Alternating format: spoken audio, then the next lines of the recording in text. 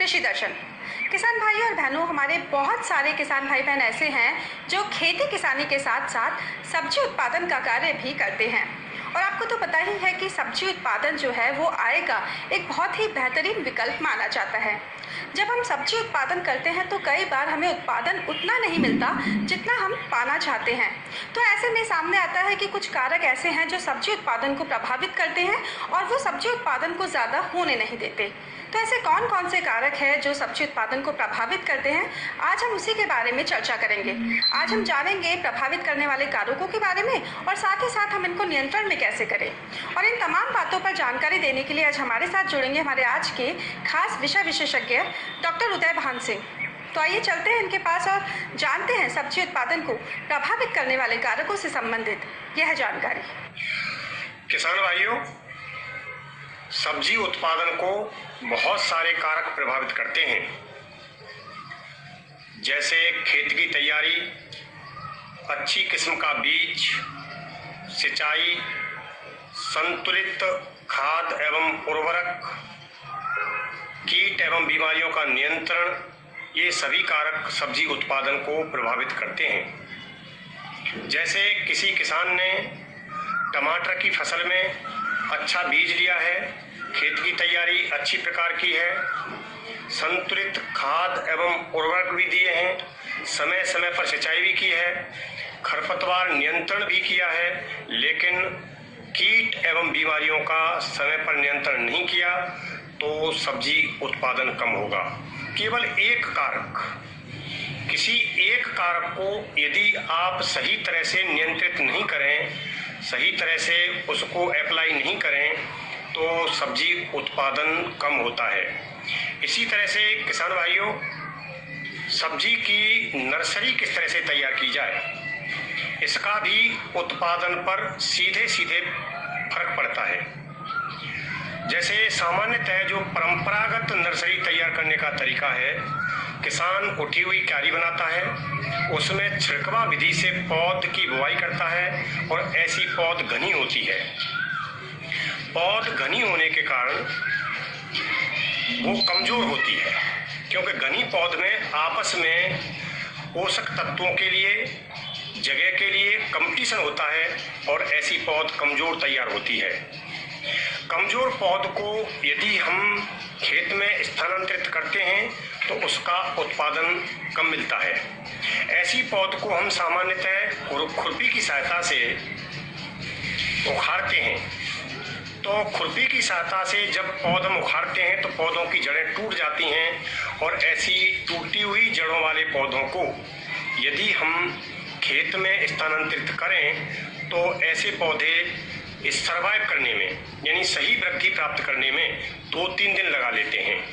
इस तरह से पौध की शुरुआत की अवस्था में ही जब वृद्धि प्रभावित हो जाती है तो पौध का उत्पादन कम होता है और इस तरह से किसान को नुकसान होता है। हमने कृषि अनुसंधान उपकेंद्र पर पौध तैयार करने का तरीका बदला, यानी कि नर्सरी तैयार करने का तरीका बदला। एक तरीका तो ये घनी पौध तैयार करने वाला है, दूसरा तरीका उसी किस्म के बीज को हमने लाइनों में बोया, क्यारी में लाइनों में बोया, 2-2 इंच दूर लाइनों में, और लाइनों में भी एक एक पौधे को करीब 2-2 सेंटीमीटर दूर डाला।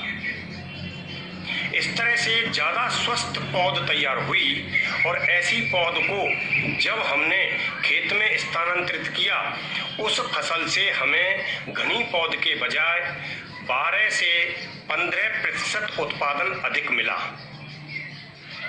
यानी कि हमने पौध तैयार करने के तरीकों को बदला।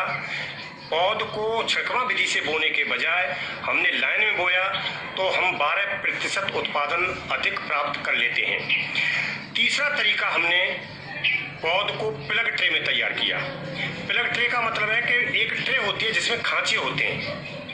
खांचे जैसे हमारी 110 खांचे वाली ट्रे आती है, करीब 80 खांचे वाली भी ट्रे आती है, अलग अलग साइज की ट्रे आती हैं। उन खांचों में हमने साधारण मीडिया के बजाय, यानी कि मिट्टी और गोबर की खाद या कंपोस्ट के मिश्रण के बजाय हमने उसमें आर्टिफिशियल मीडिया जैसे कोकोपिट या वर्मीकुलाइट मीडिया को प्रयोग किया। ऐसे मीडिया में पौध ज़्यादा अच्छी वृद्धि करती है और स्वस्थ तैयार होती है। इस तरह से एक तो एक एक खांचे में जब एक एक पौध तैयार हुई तो हर एक पौध को इंडिविजुअल रेस्पॉन्स मिला और ज़्यादा अच्छी पौध तैयार हुई।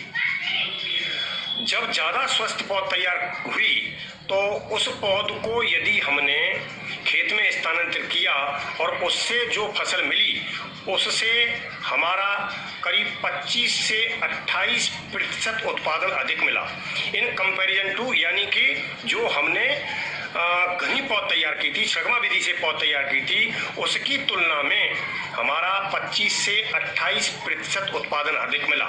उस अधिक उत्पादन में एक तो पौध अलग अलग खांचे में तैयार हुई इसलिए स्वस्थ तैयार हुई, और उस खांचे में यदि हम हल्का सा गीला कर दें और उस पौध को उखाड़ें तो पौध बॉल सहित आ जाती है, यानी उसकी जड़ें भी नहीं टूटी। तो इस तरह से बॉल सहित जो पौध आई, उस बॉल सहित पौध को हमने खेत में लगाया जिसकी जड़ों का नुकसान भी नहीं हुआ।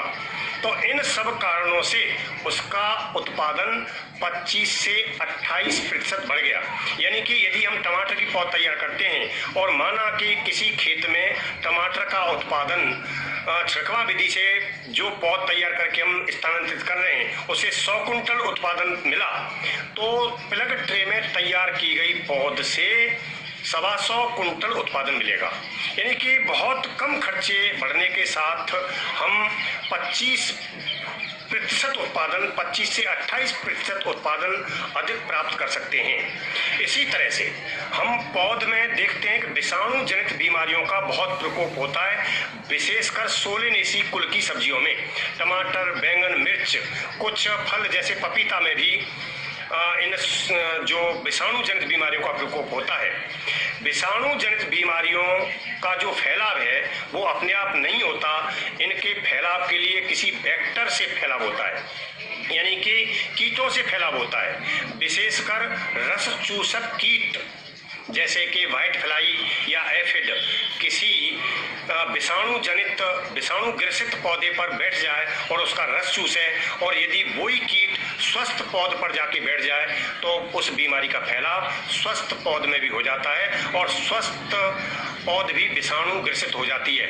और जब नर्सरी में ही पौध विषाणु बीमारी से ग्रसित हो गई तो बाद में उसका कोई उपचार नहीं है।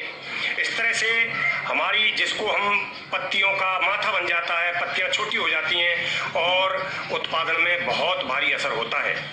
तो इस तरह यदि हम इस बीमारी को रोकने के लिए विशेषकर बिना दवाइयों के प्रयोग किए हुए, आजकल ऑर्गेनिक खेती का जमाना है, हम ये रिकमेंड करते हैं कि पेस्टिसाइड या इंसेक्टिसाइड का प्रयोग किए बिना बीमारियों की हम रोकथाम करें।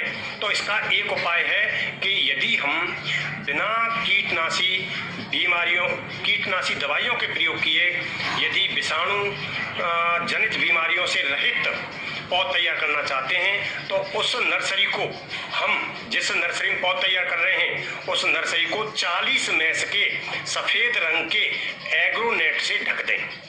यानी कि वो एग्रोनेट क्यारी से करीब 3-4 फुट ऊंचा रहना चाहिए। इस तरह से यदि हम 40 मैस के सफेद रंग के एग्रोनेट से ढक देंगे तो ऐसे एग्रोनेट में कीट नहीं प्रवेश कर सकते। जब कीट ही प्रवेश नहीं करेंगे तो फिर विषाणु जनित बीमारियों का फैलाव नहीं होगा। तो इस तरह से अब दो चीज हमने कंट्रोल की, एक तो हमने प्लग ट्रे में पौध तैयार की जो कि ज़्यादा स्वस्थ पौध तैयार हुई, और दूसरा हमने उस नर्सरी को 40 मैस के सफेद रंग के एग्रोनेट से ढक दिया तो उसमें विषाणु जनित बीमारियों का प्रकोप भी नहीं हुआ।